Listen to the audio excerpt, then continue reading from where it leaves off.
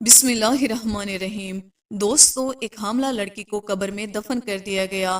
फिर जो हुआ ये जानकर आपकी रूह भी कांप जाएगी। दोस्तों, ये सबक अमोस वाक़ये को जानने के लिए हमारे साथ आखिर तक जरूर रहिएगा, क्योंकि ये खासकर हमारी माँ बहनों के लिए सबक अमोस वाक़या है।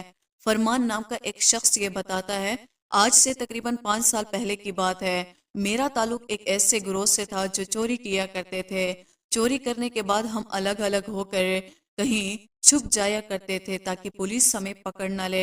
एक मर्तबा रात में किसी बैंक को लूटने के बाद मैं और मेरे साथी फौरन से फरार हो गए। मेरे साथी तो फरार हो चुके थे, लेकिन मैं पुलिस की नजरों में आ गया और पुलिस मेरे पीछे पड़ गई। मैं तेजी से भागता हुआ अलग अलग रास्ते बदलता रहा और आखिरकार पुलिस की नजरों से छुपने में कामयाब हो गया। फिर मैं एक बस पर बैठ गया और दूर कहीं जाकर उतर गया। जहां मैं उतरा था उसी जगह के बारे में मुझे कुछ भी मालूम नहीं था। मुझे बस एक ही फिक्र थी कि कहीं पुलिस मुझे पकड़ ना ले। मैं जिस जगह उतरा था वो बिल्कुल सुनसान इलाका था। दूर दूर तक कोई आबादी नजर नहीं आ रही थी। सामने एक कब्रिस्तान था, तो मैं चलते चलते कब्रिस्तान तक पहुंच गया। चौदहवीं का चांद चमक रहा था, जिसकी वजह से सब कुछ साफ साफ दिखाई दे रहा था। मैंने सोचा कि आज रात कब्रिस्तान में गुजार लेता हूँ, सुबह होते ही यहाँ से निकल जाऊंगा। मैं बहुत सख्त जान और मजबूत दिल का मालिक था। कभी भी मेरी हालत ऐसी नहीं हुई थी जैसे उस रात हुई थी। उस रात मैंने फैसला कर लिया कि मैं आइंदा से कोई ऐसा काम नहीं करूंगा जहाँ जान के लाले पड़ जाए। मैं बुरा नहीं था, बस बुरे दोस्तों की सोबत में पड़कर मैं बुरा बन गया था। मैं कब्रिस्तान में एक कब्र के करीब जाकर लेट गया। मेरे पास एक शाल थी जो काफी मोटी थी। शाल अपने ऊपर तानकर मैं सोने ही वाला था कि मुझे एक आवाज सुनाई दी। ये किसी लड़की की आवाज थी जो कह रही थी कि भाई मुझे मत मारो, मैंने कुछ भी नहीं किया, मुझे मत मारो, मैं गुनाहगार नहीं हूँ। ये आवाजें सुनकर जैसे मेरी रूह कांप गई। मैंने चादर अपने सर से हटाई और देखने लगा कि आखिर माजरा क्या है। जब मैंने देखा तो मेरे सामने तकरीबन 4 से 5 लड़के थे जो लड़की को घसीटते हुए कब्रिस्तान की तरफ ले जा रहे थे। इनमें से एक लड़का बोला कि तुझे जरा भी शर्म नहीं आई, हम भाइयों की इज्जत को तूने खाक में मिला दी। हम तो समझ रहे थे कि तू खाला के घर पर है, लेकिन अब पता चला कि तू तो हराम और नाजायज बच्चे को अपने पेट में लिए घूम रही थी। एक लड़के ने उस लड़की को पकड़ा हुआ था और बाकी 4 कब्र को खोदने में मशगूल हो गए।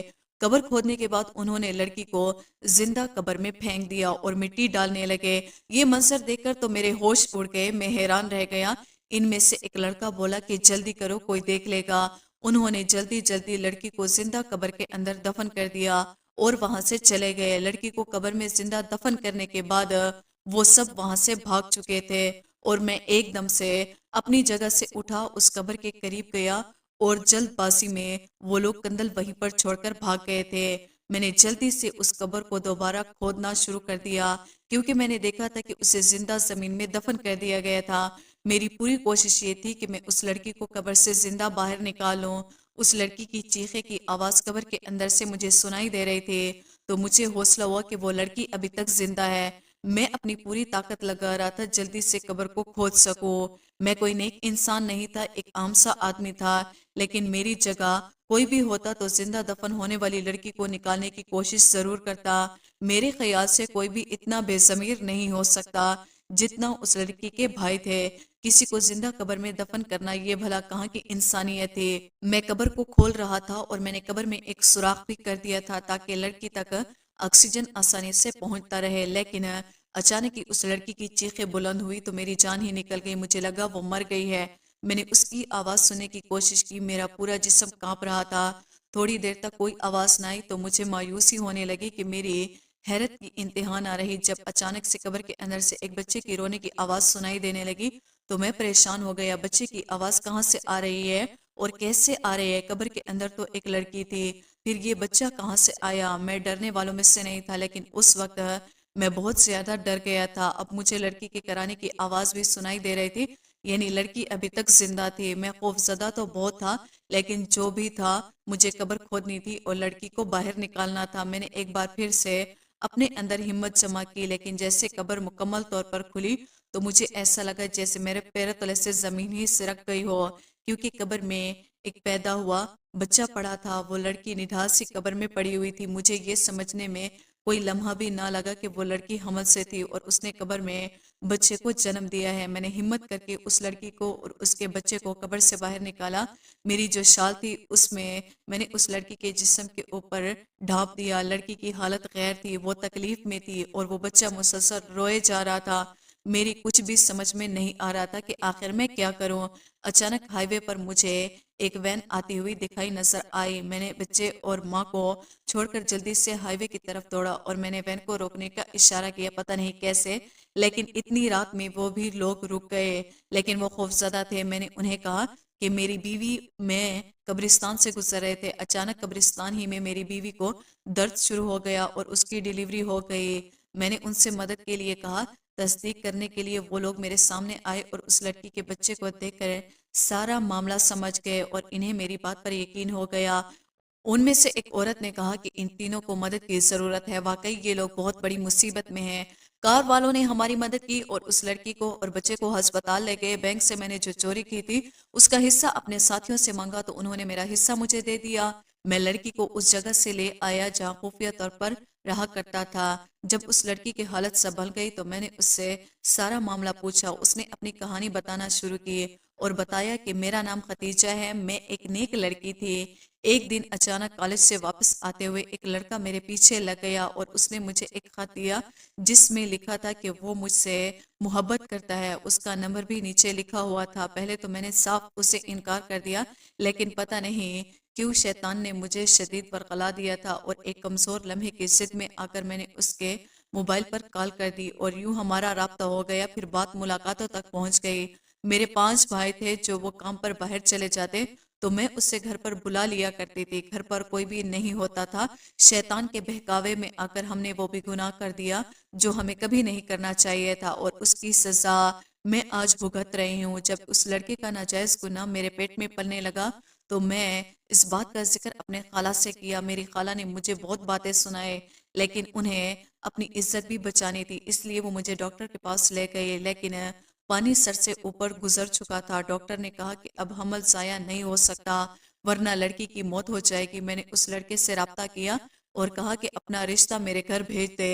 तो आगे से उस लड़के ने कहा कि ये बच्चा ना जाने किसका है और मैं उस पर इल्जाम लगा रही हूँ और मुझ जैसी बदकिरदार लड़की से वो कभी शादी नहीं कर सकता।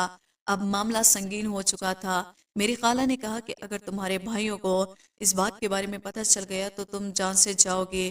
खाला ने मेरे भाइयों को मेरी बीमारी की झूठी कहानी सुनाई और कहा कि वो मुझे अपने साथ ले जा रही है। मेरे भाइयों ने कहा कि ये हमारा खाना वगैरह बनाती है, हम कैसे इसके बगैर गुजारा करेंगे, हम दिन को काम पर चले जाते हैं, पीछे से ये घर संभालती है। खाला ने कहा ये बीमार है, तुम लोग शादी कर लो, अगर तुम्हें घर में काम करने वाली चाहिए। तो न जाने मेरी खाला ने कैसे मेरे भाइयों को राजी किया और मुझे अपने साथ लेकर अपने घर आ गए। खाला के घर में उनकी बेटी और एक बेटा रहा करता था। उन्हें सारी कहानी मजबूरी सुनानी पड़ी।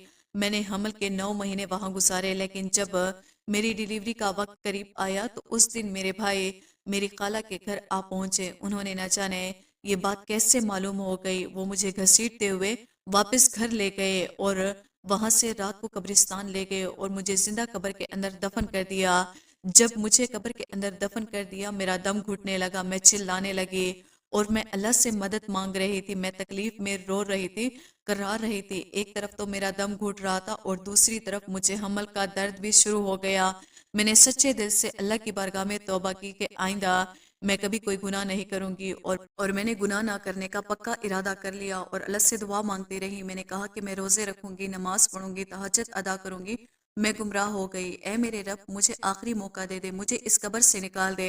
मैं सारी जिंदगी कभी कोई गुनाह नहीं करूंगी। अगर मेरी कोई नेकी तुझे कभी पसंद आई हो तो उसके बदले मुझे यहाँ से आज निकाल दे। मैं उस वक्त जानती थी कि आधी रात को कब्रिस्तान में कोई भी मुझे बचाने नहीं आएगा, लेकिन उस वक्त अल्लाह को मैंने दिल से पुकारा था और मेरा यकीन कामिल था। उन लोगों ने कब्र में ज्यादा मिट्टी नहीं डाली थी। इसके बाद तुम आ गए और तुमने पहली कोशिश में मेरे लिए हवा का रास्ता खोल दिया था। एक पल को मुझे ऐसा लगा शायद मेरे भाई वापस आ गए मुझे निकालने के लिए, क्योंकि उस वक्त उनके सिवा कब्रिस्तान में और कोई मौजूद नहीं था। लेकिन फिर मेरा दिमाग काम करना बंद कर चुका था, क्योंकि बच्चे की पैदाइश का वक्त करीब आ चुका था। کتنی عجیب بات ہے نا، میں یہ سوچ کر حیران ہوں کہ میرا بچہ کیسے بچہ ہے جس نے اپنی پہلی سانس قبر کے اندر لی۔ لوگ دنیا میں آتے ہیں اور آخری سانسوں کو پورا کرنے کے بعد اپنی قبر میں جاتے ہیں، لیکن اس انوکھے بچے کی زندگی کی شروعات ہی انوکھی تھی، جس نے زندگی کی پہلی سانس قبر کے اندر لی تھی۔ میں نے اللہ سے وعدہ کیا تھا کہ اب میں کوئی بھی گناہ نہیں کروں گی اور اپنے تمام گناہوں سے میں سچی توبہ کر چکی۔ ہم اپنے رب کو بھلا دیتے ہیں، گناہوں میں لگ جاتے ہیں، لیکن وہ ہمیں نہیں بھولتا۔ میں تہجد گزار لڑکی تھی، خوب عبادت کرتی تھی، لیکن میں بہک گئی، اپنے رب کو بھول بیٹھی۔ لیکن دیکھو تو صحیح، اللہ نے کس طریقے سے میری مدد کی، اور آج میں یہ سوچ رہی ہوں کہ کیسے میں نے اپنے اتنے مہربان رب کی نافرمانی کی تھی، اس شخص کی خاطر جو بد کرداری کا الزام لگا کر مجھے بیچ راستے میں چھوڑ کر چلا گیا۔ فرمان کہتا ہے کہ خدیجہ اپنی کہانی سنا کر پھوٹ پھوٹ کر رونے لگی، تو میں نے بھی سوچ میں پڑ گئی کہ یہ تمام واقعہ میرے لیے بھی بہت ہی عبرت ناک ہے، میں بھی اس واقعے کا حصہ تھا۔ اسی وقت میں نے بھی اللہ کی بارگاہ میں اپنے گناہوں سے سچی توبہ کی اور میں نے خدیجہ کے ساتھ نکاح کرنے کا فیصلہ کر لیا۔ خدیجہ سے شادی کا فیصلہ صرف میں نے اپنے اللہ کی رضا کے لیے کیا تھا، تاکہ اللہ میرے پچھلے تمام گناہوں کو معاف فرما دے۔ آج میں علم رکھنے والا بندہ ہوں، میں نے اسلام کے بارے میں بہت کچھ سیکھا ہے۔ میری بیوی عورتوں کو درس دیتی ہے، اللہ کے فضل کرم سے ہم خوشحال زندگی گزار رہے ہیں۔ آج محسوس ہوتا ہے کہ زندگی میں ہر طرف سکون ہے اور نور ہی نور ہے۔